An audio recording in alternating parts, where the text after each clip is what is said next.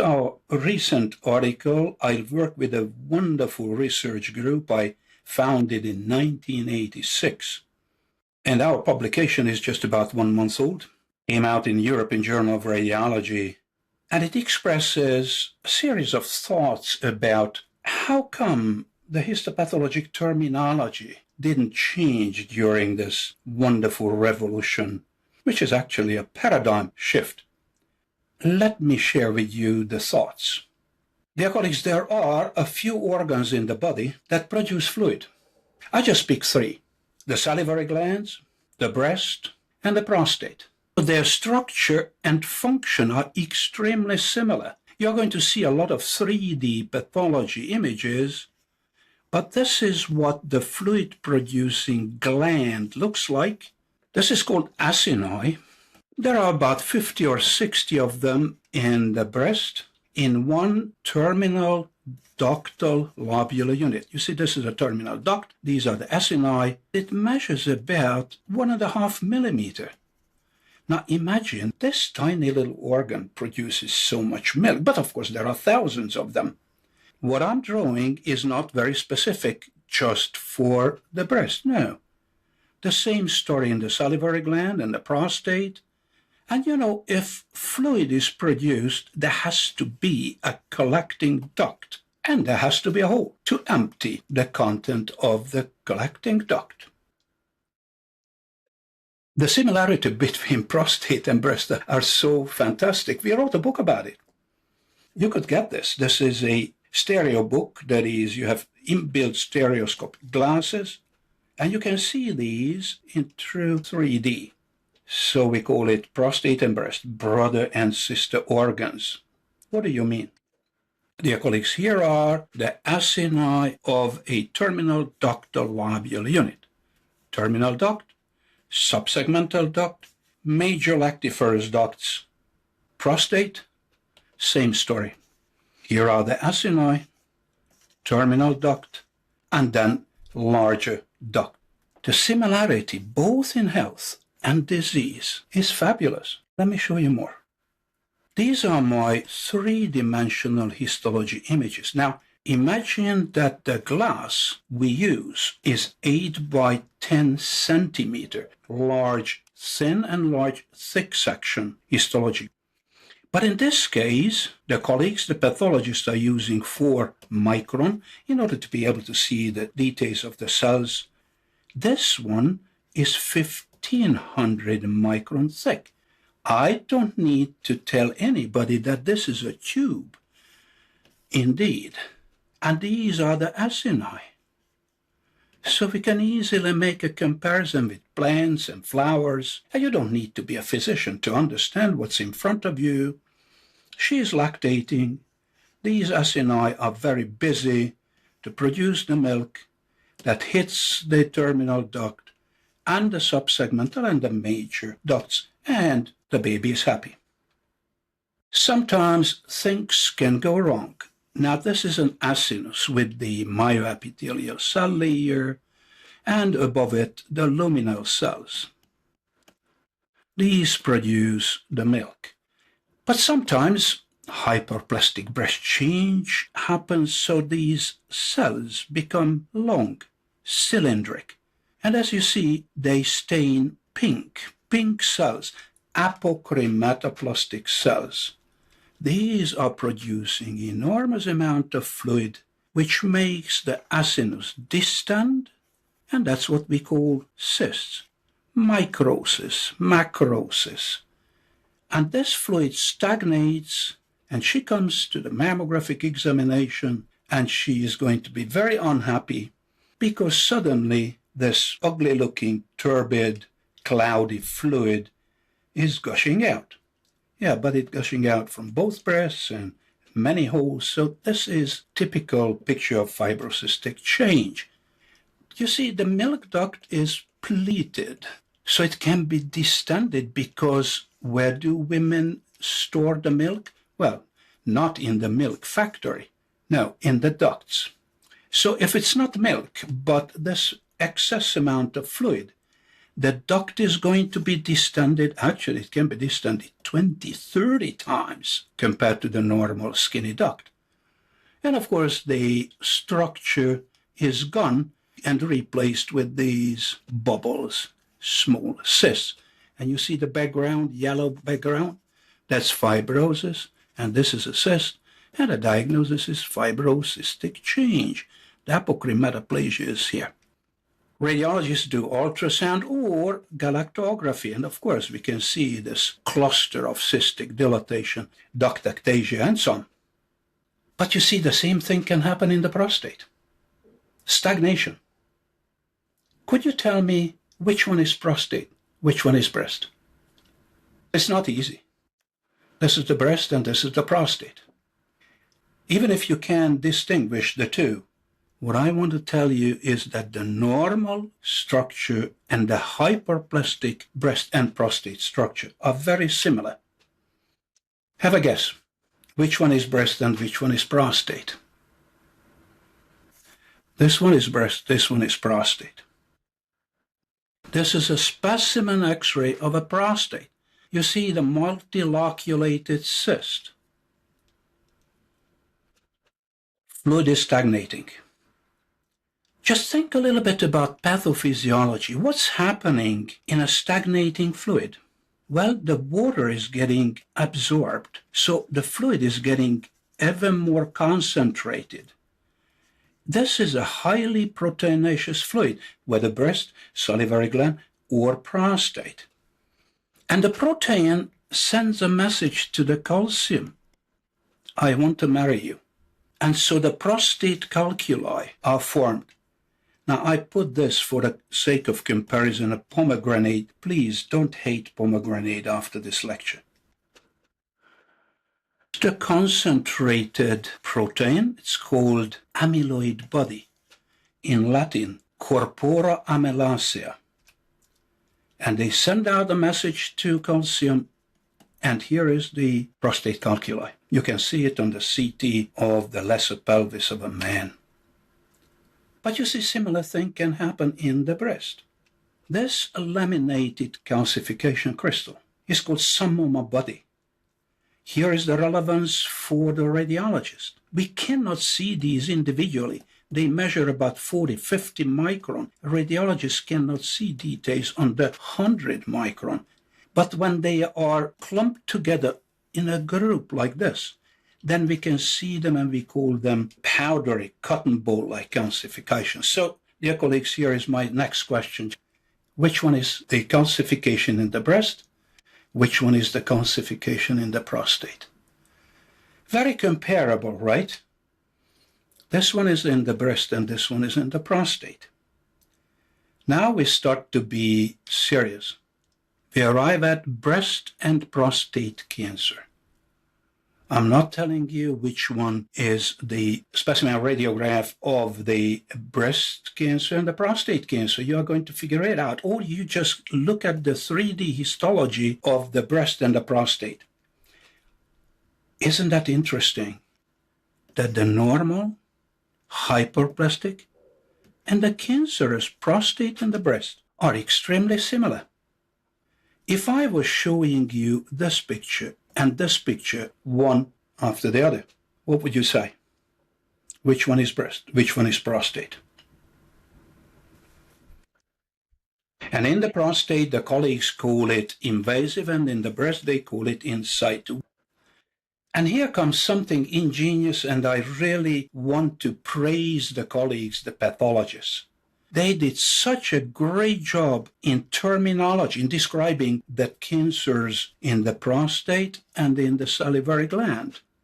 They say if it originates from the acini, we call it acinar adenocarcinoma of the prostate or the parotid. If it originates from the duct, we call it ductal adenocarcinoma of the prostate or the parotid. I was working with prostate cancer a year, and this discovery gave me a lot of thoughts. It was an epiphany for me.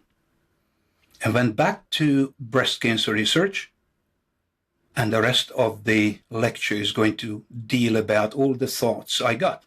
Dear colleagues, acinar adenocarcinoma of the prostate. Gentlemen, I don't encourage anybody to get a prostate cancer, but if you can choose, don't develop DAP. That's a killer. Why am I so enthusiastic about the terminology the colleagues are using in the salivary gland and in the prostate? Because two colleagues are talking with each other, and they are not only describing the cancer, but they have a crystal ball in their hands. They say, if the cancer originates from the acini and the prostate, he has a tremendous chance of surviving. But when a 45-year-old man comes to the hospital with a terrible backache, and the medical examinations uncover a primary tumor in the prostate, and it turns out to be a ductal adenocarcinoma of the prostate, the outcome is going to be significantly different. This is what I call precision medicine.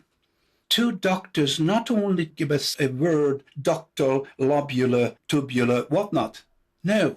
At the same time, they say acinar adenocarcinoma of the prostate of the 75-year-old man. Management can be very different compared to the DAP in any age. And dear colleagues, this is the most important factor in life. Outcome. Not words, not semantics. This is the important thing. Surprise, surprise, in 2006, the Archive of Pathology March issue had this very interesting title and picture, telling the colleagues that this is a DAP. It's a duct-forming invasive adenocarcinoma of the prostate. So what happened with the colleagues who are diagnosing a breast cancer?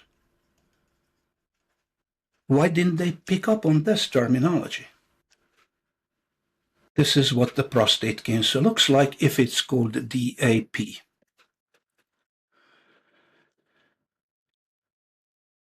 So we are talking about the site of origin. Acinar, gland, ducts. And a DAP is an aggressive cancer. When they do radical prostatectomy, they are large, they are advanced, early and nasty postoperative recurrence. Dear colleagues, do you know what this picture is? This is prostate cancer infiltrating the urinary bladder. It infiltrates the muscle. It infiltrates the fat. It broke itself into the lymph vessels. You're not at all surprised that his skeleton looks like this. And he died from DAP. We did research and published 2 articles and 1 PhD on 110 total prostatectomy cases of our own, just to confirm what the literature says, that the DAPs are advanced, large, Gleason score at least 7, extracapsular extension, vascular invasion, whatnot. That's a bad guy. So far I talked about the prostate cancer, but what about the salivary gland? Same story. The colleagues call it DAP, and that's a sad story. Salivary duct carcinoma is one of the most aggressive of the salivary gland carcinomas, and it resembles the high-grade ductal breast carcinoma with comedo-type calcifications and necrosis. Fabulous. I'm so happy that the colleagues do such a good job in describing the parotid and the prostate. I think it's just about time to correct the terminology of the breast cancers.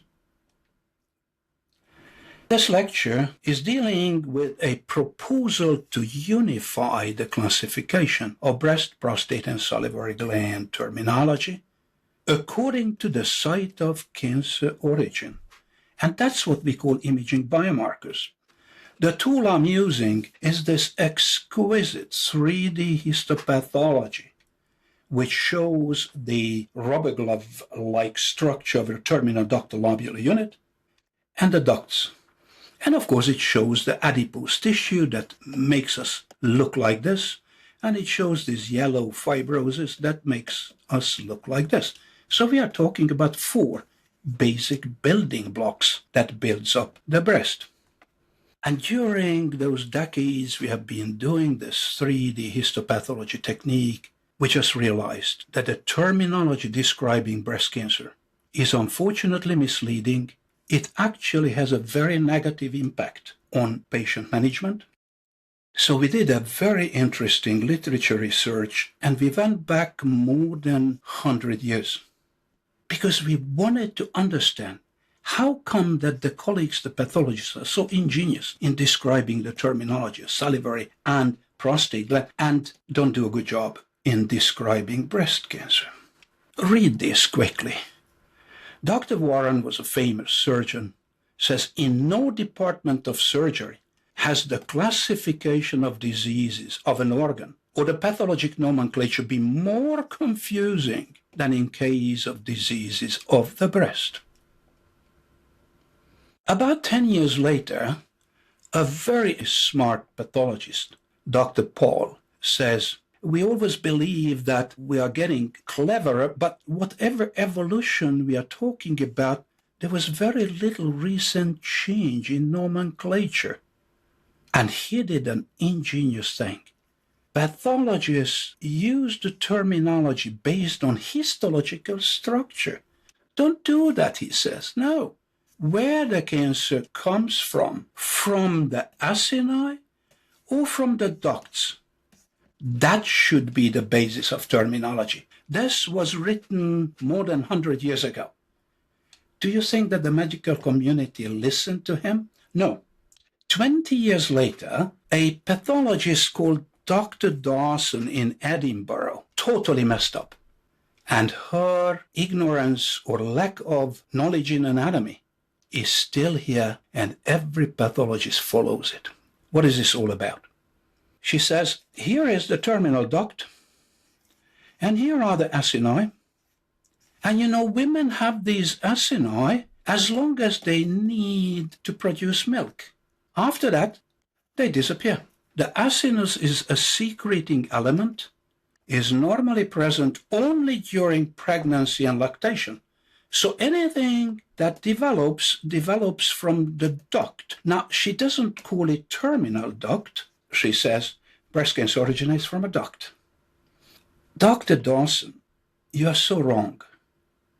This is a 3-dimensional picture of acini, of a woman who doesn't lactate. What are you talking about?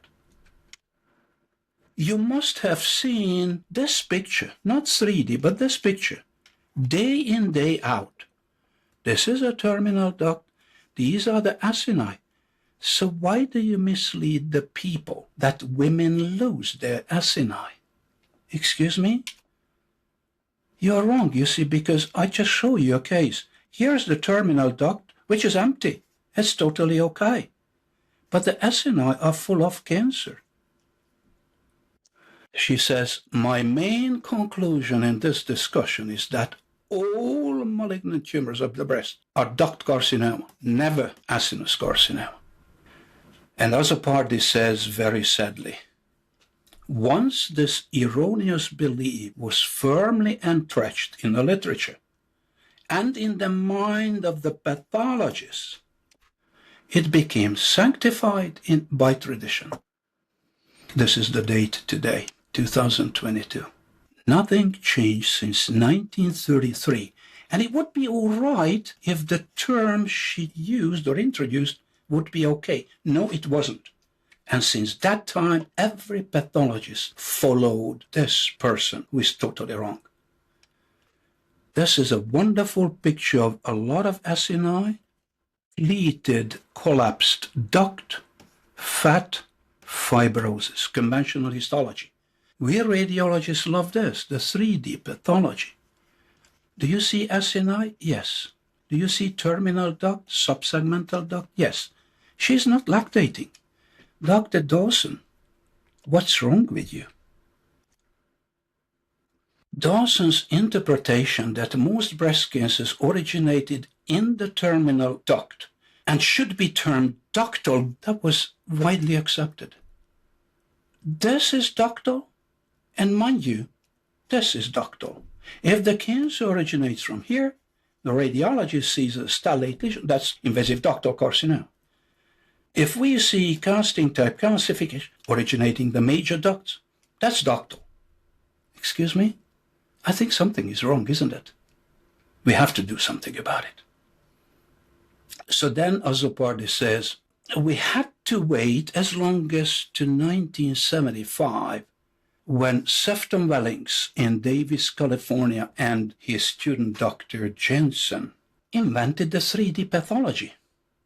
I myself knew Sefton Wellings. We became very good friends. It was quite interesting. I invited him to my courses as a speaker, and we exchanged. He gave me 3D pathology, and I gave him mammograms. But eventually we modified his technique, and we have now thousands of 3D pathology images. They really put everybody in place. Excuse me, ductal carcinoma in situ originates in the terminal ductal lobular unit in the acini, which gets greatly distorted. And unfortunately, the pathologists even today use this small section histopathology technique, and they fool themselves by saying, oh, this is a duct. No, this is a lobule full of carcinoma. This is an acinus, and it's 2D pictures here. Any pathology report would say, oh, grade 2 DCIS. Oh, you're absolutely right. This is carcinoma in situ. But this is not a duct. And that has an enormous practical importance. Dr. Jensen clearly described 1976. Why haven't the pathologists listened to her? Ductal carcinoma in situ of the human breast is of lobular origin. The progressive distension of the ductus, the acini with dysplastic, anaplastic cell elements make the fingers disappear. They become ovoid structures, and they're here. This is it. This is it. And they falsely appear to be small ducts in conventional histology slides. So this is not DCIS. It's not. And then you could ask the question, where does the term invasive lobular carcinoma originate from? The pathology literature worships Foote and Stewart. I don't. They described a distinct form of invasive carcinoma that accounts for about 5% of all cancers. But what is written here, what they are writing, is really embarrassing for the whole pathology community. Distension of lobule does not assume marked proportion prior to infiltration. There must be some other factors that must be invoked, and it explains a mass eruption of tumor cells. Excuse me? What do you mean? Oh, it's a lytic action, which we actually cannot prove, but it's a good desk product. And they refuse to call it acinar origin. So it was the next pathologist who wrote a book together with Dr. Del Regato. Dr. Ackerman called this 5% invasive lobular carcinoma. Why? Well, nobody knows. But the invasive lobular carcinoma terminology was further cemented by description of other pathologists. Do you understand, dear colleagues? We are causing harm. We radiologists, surgeons, oncologists, pathologists, we don't understand each other. It's really unfortunate for the succeeding generation of pathologists that Foote and Stewart contributed to the entrenchment of the current ductal lobular dichotomy. Not because they had a clear and unambiguous understanding where the cancer originates from. No. Isn't that a shame? Because they misinterpreted normal anatomy. So that's why 3D pathology clears up the field. Had the colleagues, the pathologists, listened to Wellings and Jensen, we wouldn't have this dichotomy. You cannot term a cancer originating from the terminal ductal lobular unit, acini, ductal. Therefore, we write the articles, we want to rectify this confusion, but actually you can read. Dr. Sharp Malak, my friend in Arkansas, says, look at these two pictures. Seeing is believing. When will common sense prevail? Can't we see the difference between the stick and the ball? This is not just semantics. They should be reminded that, and this is the most important thing in life, as I'm mentioning to you, the outcome. Cancer originating from here is going to have this outcome. Cancer originating from here is going to have this outcome. So it's not just semantics.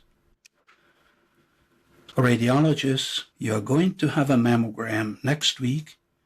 You are going to have crushed stone-like pleomorphic calcifications, powdery calcifications, clustered.